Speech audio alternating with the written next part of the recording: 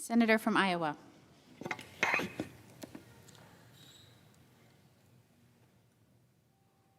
One week in June, 4 in July, 3 in September. That's the number of weeks football season. So I hope my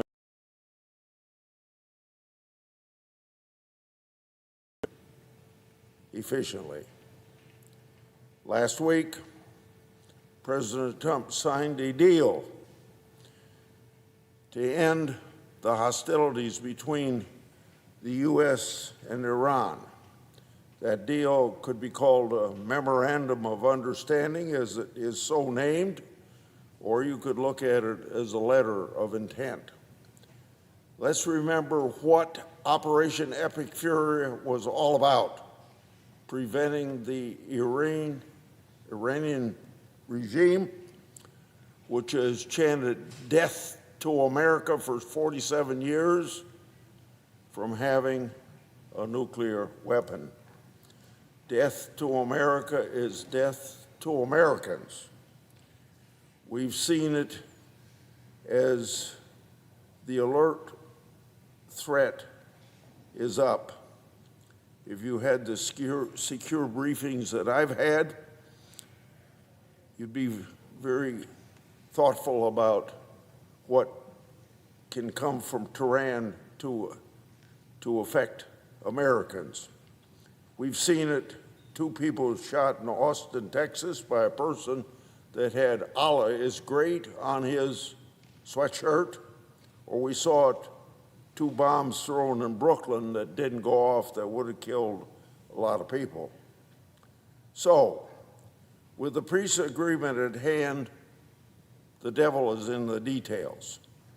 While key details are set to be finalized within 60 days, Congress will and must keep a very close eye to ensure that Iran is held accountable every step of the way.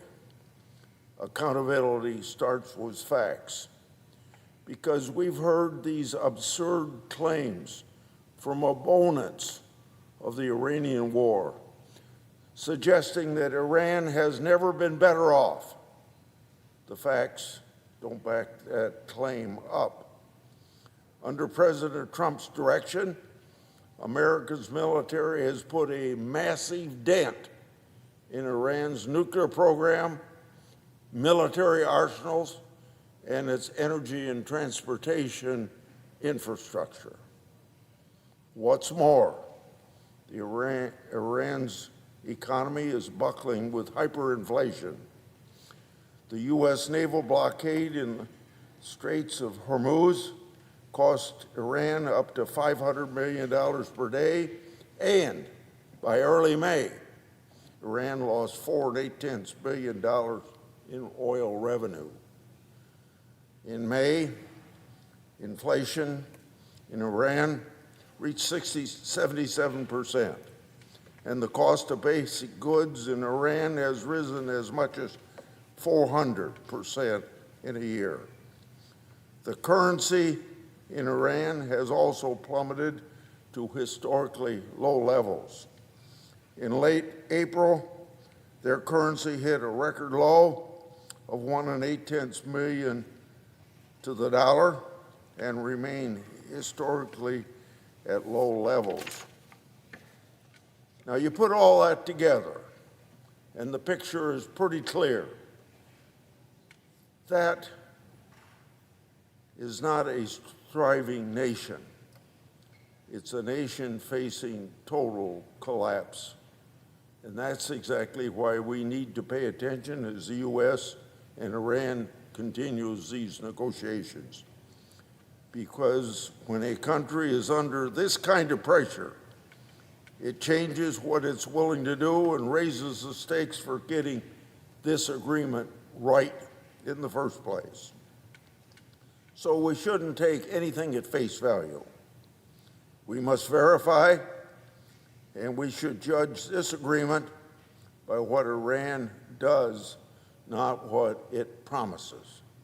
Because in a situation like this, pressure alone doesn't guarantee results. Only accountability guarantees results. And then you always have to keep back in the back of your mind that people in that part of the world considers those of us in the Western world as infidels. And you don't have to keep an agreement with infidels. I yield the floor and suggest the absence of a quorum. Clerk will call the roll. Ms. Esselbrooks.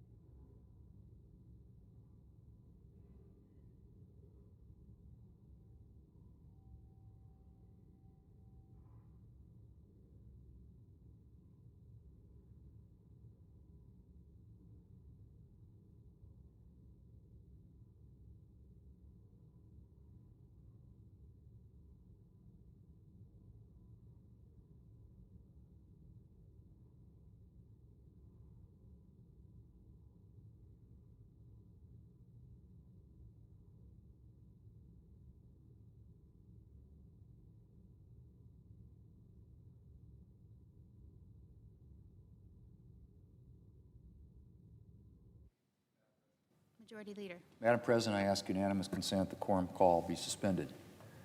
Without objection. Madam President, we're approaching 1 year since the working families tax cuts became law. For nearly a year now, the American people have been seeing the benefits of this bill, from a more secure border to a stronger military, larger paychecks and bigger refunds, support for farmers and ranchers, and a lifeline for struggling rural health care providers. Madam President, for the past year, the story of the working families tax cuts has been unfolding across the country in a number of ways. And this afternoon, I want to talk about how Republicans' landmark bill has strengthened our economy and put more money in Americans' pockets. Madam President, when this Republican majority took over last year, the American people were reeling from the pain of the Biden economy. They'd suffered through an inflation crisis during which the cost of living increased by more than 20% in just a few years. And without action from Congress, they were looking at a $4 trillion tax hike in the not-too-distant future. For folks from my home state, that would have meant paying $2,500 more in federal taxes this year. And that was completely unacceptable to Republicans. And so we set out to prevent that tax hike. And not just prevent it, Madam President, we made our 2017 tax reform permanent so that that tax hike would never come. And then we provided additional tax relief to lower and middle-income Americans so that they would be able to keep more of their hard-earned money. Thanks to the working families tax cuts, 97% of Americans who filed taxes this year got a tax cut. Let me repeat that, Madam President. Republicans delivered a tax cut for 97%, I should say, of tax filers, collectively saving them $82 billion on their federal taxes just this year. We made lower tax rates permanent, raised the standard deduction and made that permanent as well. We increased the child tax credit to $2,200 and linked it to the cost of living so that it never loses its value. Then we created a number of new tax relief provisions. The new senior deduction helped 35 million Americans over age 65 reduce their tax burden this year. No tax on tips meant that 7.5 million workers' income from tips landed in their pockets instead of going to the IRS. And 29 million workers, from nurses to police officers and factory workers, took advantage of the new overtime deduction. All told, Madam President, Americans earning between $100,000 and $200,000 last year who took advantage of the new tax relief saw an average tax cut $1,250. A bakery owner in Sioux Falls said her head chef got a bigger refund this year and that she was able to put that extra money toward a crib for her new baby. And she's not the only one. Hardworking people all across the country have additional money to put toward their expenses or their savings thanks to Republican tax relief. But Madam President, the good news doesn't stop there. The working families tax cuts also delivered meaningful pro-growth tax reforms for America's small businesses, farms, and ranches, enabling them to invest more in their operations and their employees. Small businesses have benefited from lower tax rates, and the 199A small business deduction is now a permanent feature of the tax code. One agricultural co-op in my state estimates the impact of that one provision helped its co-op members reinvest more than $100 million into our local economy in the last 10 years. Then there's 100% immediate expensing for new equipment, which allows small businesses, farms, and ranches to deduct the full cost of any new piece of equipment the year they start using it. The owner of Montgomery's, a furniture store in Sioux Falls, South Dakota, called bonus depreciation, and I quote, a huge, huge deal, end quote, for its furniture store. And a car dealer in my state said this provision enabled his business to build an addition and to hire 10 new employees. And the now permanent research and development tax credit is making a similar impact on small businesses in my state and on our farm economy. In fact, our former colleague, a neighbor to the north in North Dakota, former Democrat Senator Heidi Heitkamp has said, and I quote, "For many producers and ag-related businesses, this is more than a tax break. This is a real opportunity to reinvest, innovate, and stay competitive," end quote. She's right, and the same could be said for a good number of provisions in this bill. Madam President, I've already talked a little bit about how tax relief we passed benefits farmers and ranchers. And although I haven't mentioned the higher estate tax threshold that protects a lot more family farms and ranchers from the death tax, not to mention the costly estate planning that comes with that unfair tax. But this bill went further than tax relief. It strengthened critical programs that producers depend upon. It raised reference prices for every covered commodity so that they more closely reflect the actual market conditions that farmers are dealing with. It bolstered crop insurance, and it supported livestock producers by making existing programs more responsive to drought. Madam President, we still have more work to do to strengthen the ag sector, but the Working Families Tax Cuts delivered meaningful relief to farmers after a challenging few years defined by higher input costs, higher interest rates, and natural disasters, all while many farm programs were inadequate to meet the circumstances that farmers were living in. So helping our ag producers was a priority for Republicans when we came in last year, and it will continue to be a priority for us moving forward. Madam President, I've spent a lot of time this afternoon talking about how Republicans aim to turn things around with this bill. And there's one more thing I want to discuss before I finish, and that's rural health care.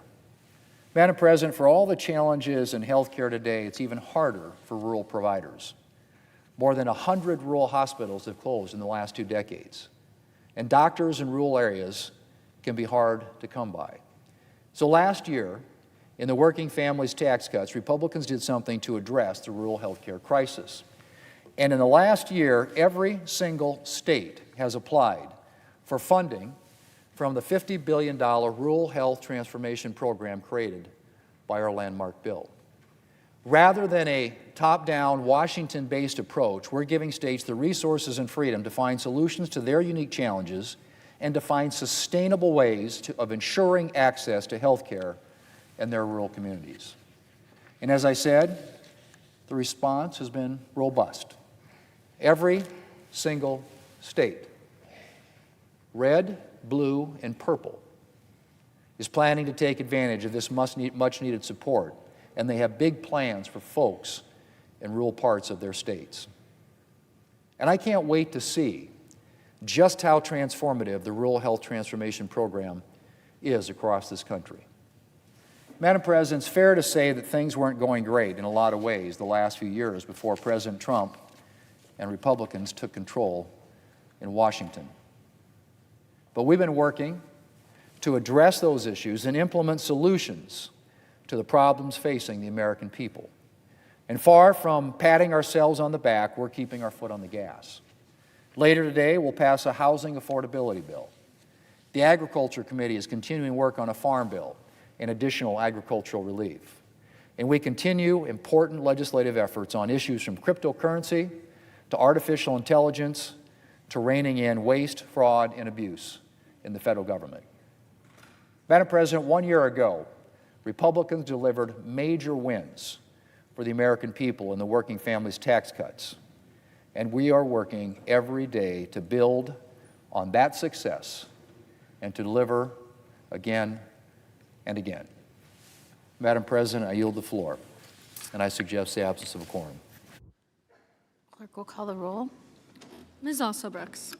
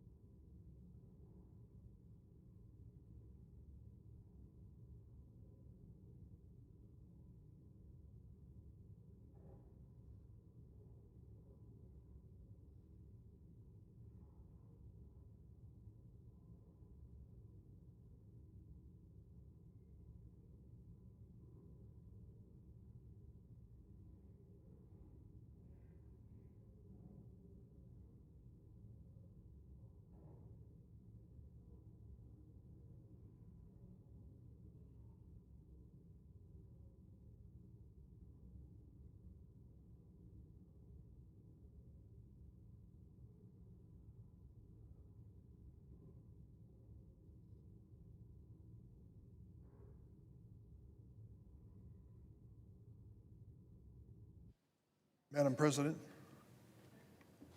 Minority Whip. are we in a quorum call? We are, I ask consent the quorum call be suspended. without objection. Madam President, there are memories you have as a child which you never, ever forget. And one of my memories was growing up in smack dab in the Midwest, middle of our country, and the experience I had as a child when my mother would wake me in the middle of the night and I'd hear the tornado sirens blaring, and she'd say, "Get down to the basement." The basement was our shelter for the potential of a tornado hitting our home. That was part of growing up in the Midwest, but I thought it was a great adventure to go down and sleep in the basement on the spare bed with the sirens blaring, wondering if our home would be touched. Thank goodness it never was. But we've witnessed more tornadoes in our state of Illinois this year than any year in the history of our state. According to the Chicago Tribune, Illinois has experienced more than 147 confirmed tornadoes over the past 6 months, nearly 3 times the state average of 54 in the last 30 years. Even in 2024, the previous record year for tornadoes in Illinois, there were only 92 recorded as of June 22nd, nearly 60 fewer than what we've seen this year. Over the past weekend alone, as many as 24 separate tornadoes hit downstate, killing 2 Illinoisans, Dolores Shelton and Sarita Kimball, and injuring many more.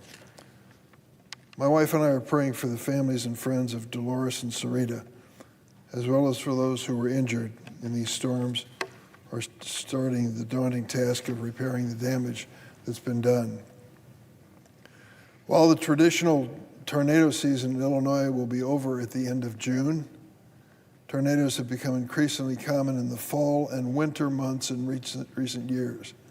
I can recall recently a tornado in December, unthinkable when I was a child. This was a summer phenomena, spring and summer. With the frequency of tornadoes rising across Illinois, it's more important than ever that we in Washington help families rebuild. My office has been in touch with state FEMA officials and is working to assist those affected by the tornadoes. But I'm concerned that FEMA will not display the same level of urgency after its refusal recently to assist thousands of Illinoisans impacted by severe storms last year. Disaster relief is no place to play politics, period. I urge FEMA and the Trump administration, put aside political differences with our governor or anyone, even me, and think about the families who have been touched by tornadoes and how desperate they are to get a helping hand.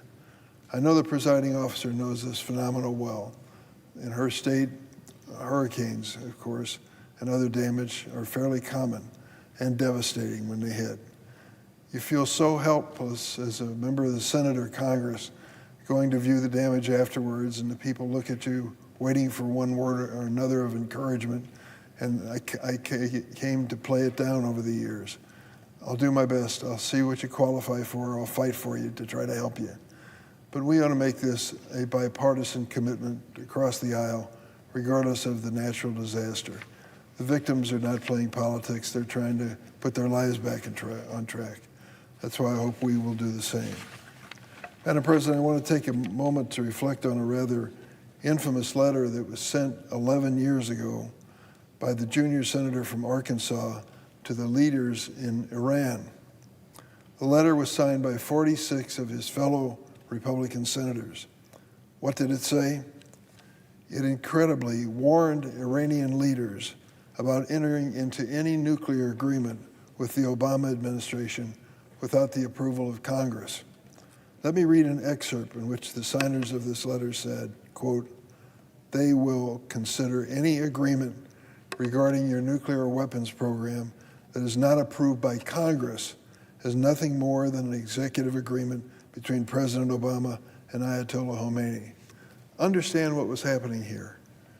We had a coalition of countries from around the world, many of them competitive, not many of them friendly, but they all came together saying stopping Iran from developing a nuclear weapon is the right thing to do. They negotiated for 2 years on an agreement known as JCPOA, and the object, among other things, was to have careful inspection and monitoring of nuclear activity in Iran, and then have an enforceable agreement to stop them from ever developing a nuclear weapon.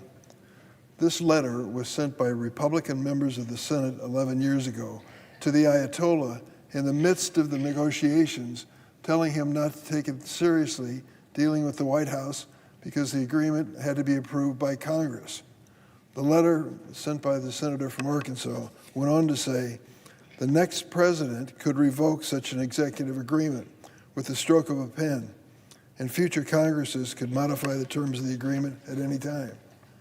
What the senator from Arkansas was basically saying to the Ayatollah was, don't waste your time negotiating with this president because we can decide at a later time to reverse whatever he decided on. 47 Republican senators sent this unprecedented letter in the midst of a negotiation with Iran to Iranian leaders during this sensitive period. More than 24 of those senators are still here today. Presumably, they are drafting the same letter now to remind the Iranian leadership about the risks of doing any such deal with President Trump as well. 2 months after this letter was sent, Congress overwhelmingly passed the Nuclear Agreement Review Act with broad bipartisan support. I believe there was only one dissenting vote in the United States Senate. This law, which we passed 11 years ago, requires any nuclear agreement with Iran to be sent to Congress within 5 days for review and a potential privileged vote of approval or disapproval within 30 days. This law is very much applicable today. That is exactly what happened with the deal signed between Iran and the P5+1 nations during the Obama administration, known as JCPOA. I remember the debate in the Senate very clearly at the time. Republicans, opponents of the Obama deal in Congress, said it was weak, that it awarded Iran with sanctions relief, that it empowered the Revolutionary Guard, and it weakened American security. In reality, the JCPOA includes some of the most intrusive inspections ever agreed upon. I hosted the IAEA Director General a number of times after the agreement was implemented, and he said repeatedly, Iran was in compliance with the treaty, which meant he said that if he pointed to a door and said, I want to know what's behind that door, they opened it, period, end of quote. Ultimately, the JCPOA severely restricted Iran's enrichment capabilities at lower levels, notably extending any nuclear weapons breakout time. That is, until President Trump tore it up during his first term as president, leading to Iran's significant expansion of its uranium enrichment capabilities. Now, after 4 months of hostilities, after an invasion or attack, let's say, on Iran by the United States, without support of any allies beyond Israel, we've reached a point where we spent billions of dollars, 13 American service members have given their lives, and the global economy held hostage. What do we have to show for it? A negotiation. I hope it ends well. I hope it ends as well as JCPOA under President Obama.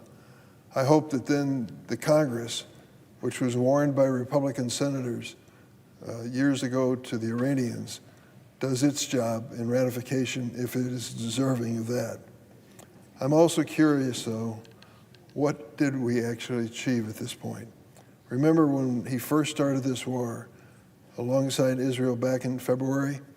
The president gave several different rationales. Destroying Iran's military capabilities was one of his goals. Ending its nuclear ambitions was another. Regime change, even liberating the Iranian people. On each of these issues, we have seen little or no progress. Instead, President Trump seems to have signed an ambiguous deal with terms far more favorable to Iran and more vague than Obama's JCPOA. Iran is emerging from Trump's ill-conceived war with an ever more emboldened group of belligerents in charge, with the Iranian people continuing to suffer. These regime hardliners suddenly have a new way to blackmail the United States.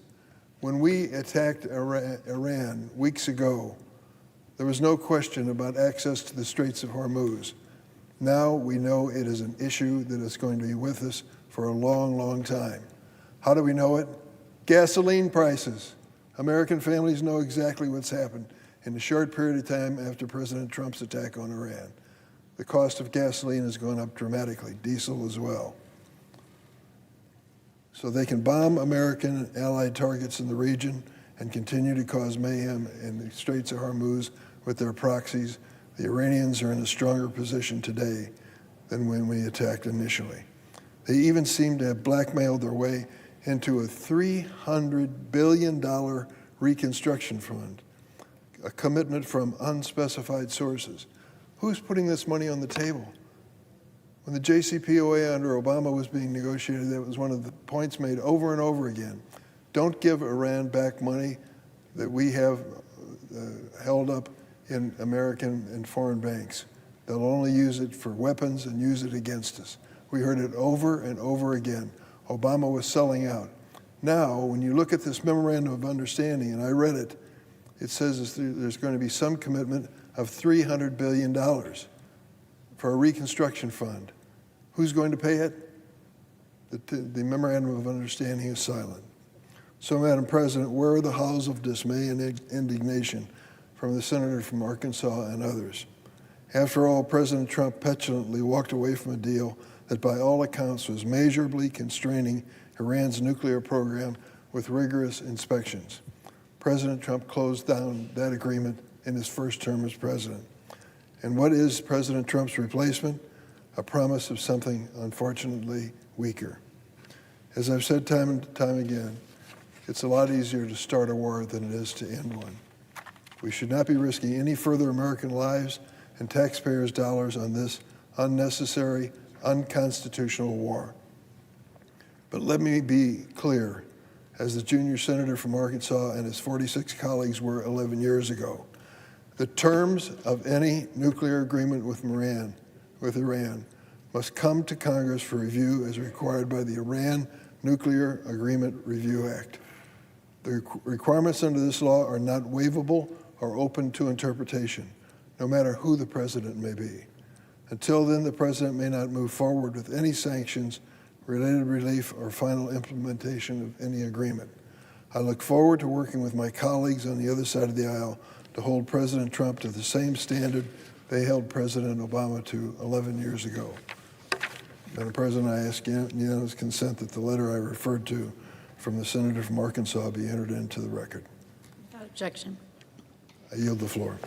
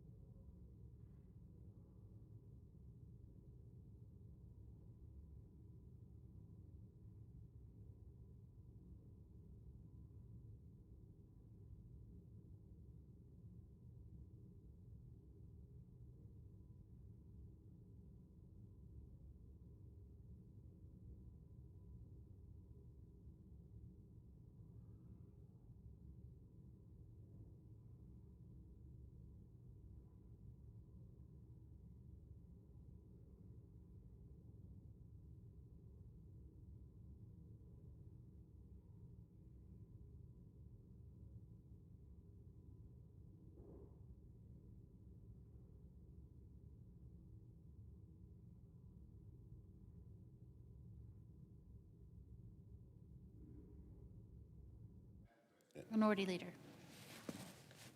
Madam President, and Iran. In Iran, Donald Trump's foreign policy by clown car continues to careen towards disaster. After this failed war with Iran, Trump needs to rename the art of the deal, the art of the faceplant, the art of the faceplant. Just days after Trump boasted he had reopened the Straits of Hormuz, Iran announced it was closing the strait again. Trump hasn't been able to guarantee safe passage through the strait yet, but he already has waived the sanctions to allow Iran to bring billions of dollars in oil revenue. Iran gets what it wants, Trump dithers. Now Trump and Vance are patting themselves on the back about getting Iran to agree to nuclear inspections that only stopped after Trump's 2025 strikes. And what exactly will this access look like?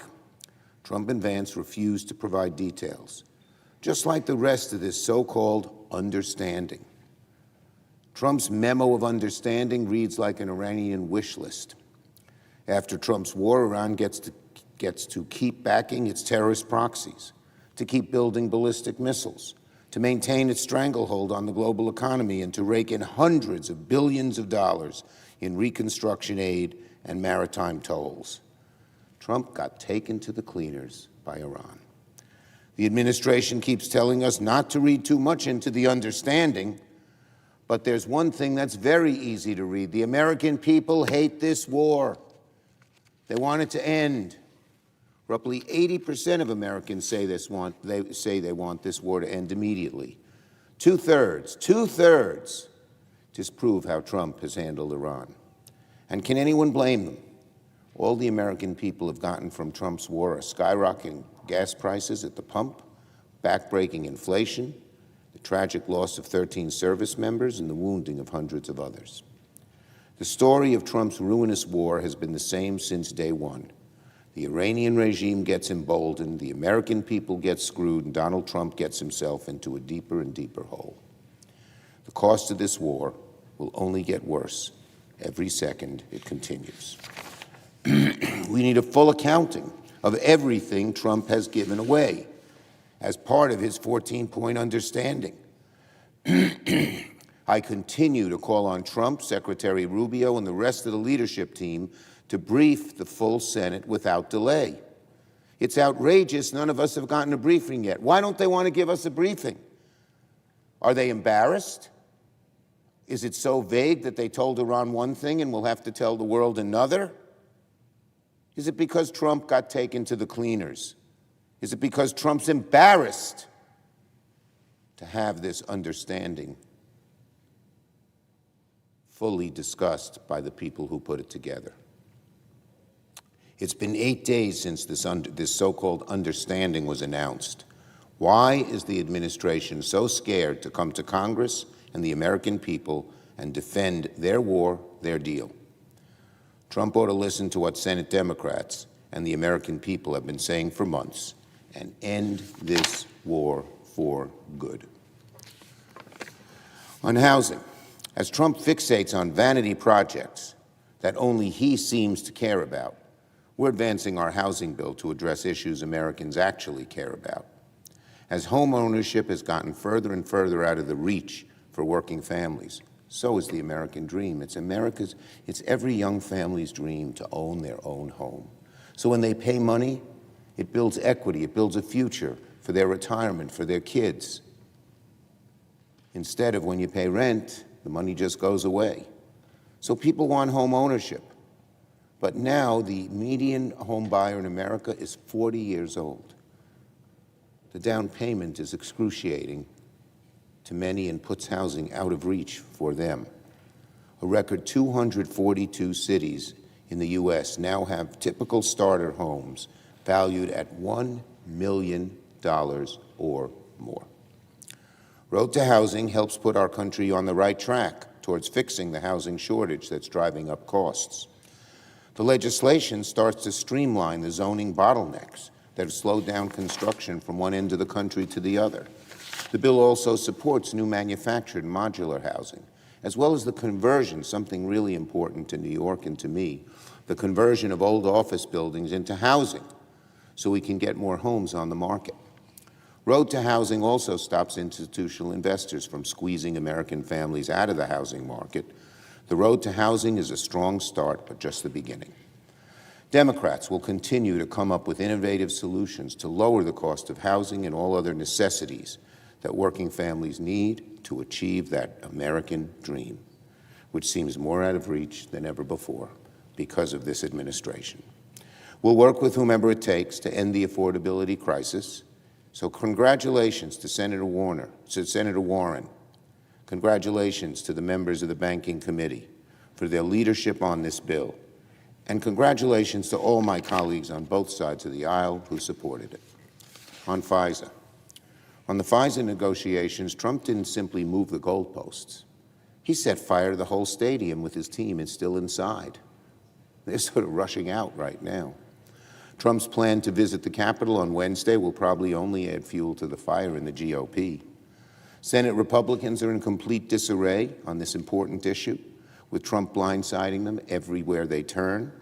Trump has embarrassed Senate Republicans every step of the way. Trump is proudly holding America's national security hostage, demanding the passage of the SAVE Act, the worst anti-voting rights legislation he's ever dreamed up, and that's a high bar, and he wants it as ransom. In attaching the SAVE Act to FISA, Trump's saying he won't make America secure unless we abandon our voting rights. What a trade. You want to be more secure? Give up on your voting rights. What a horrible bargain. Only Trump could come up with something this mendacious. If Trump wants to blow up his own party, so be it. But threatening our national security just to disenfranchise millions of Americans and to install an inexperienced political hack like Pulte as DNI is reckless even for Trump. On the reflecting pool, Donald Trump has just handed Americans a perfect picture of his presidency. His families are drowning in bills, and Trump is drowning in reflecting pool algae. Americans are losing their homes. They're cutting back at the grocery store. They're walking to work because gasoline is expensive. And Trump's top priority right now is cleaning up the reflecting pool. Give me a break. How many hours did Trump spend last week talking about lowering costs, about helping families, about making life easier for Americans, for working Americans? And compare that to how many hours did Trump spend talking about the reflecting pool? It ain't pretty.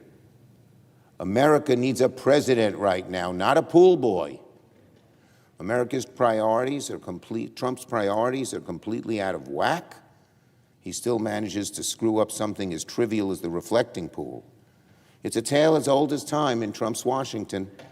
Trump ignores the experts, jumps at the first idea that pops into his head, gives a buddy a no-bid contract at the taxpayer's expense, and then blames invisible enemies when his stupid ideas fail. Trump handpicked the personal pool guy for his hotel to helm the project. It doesn't matter whether the job is leading the Pentagon or fixing the reflecting pool. The only criteria Trump cares about is that you're his crony or you look good on TV.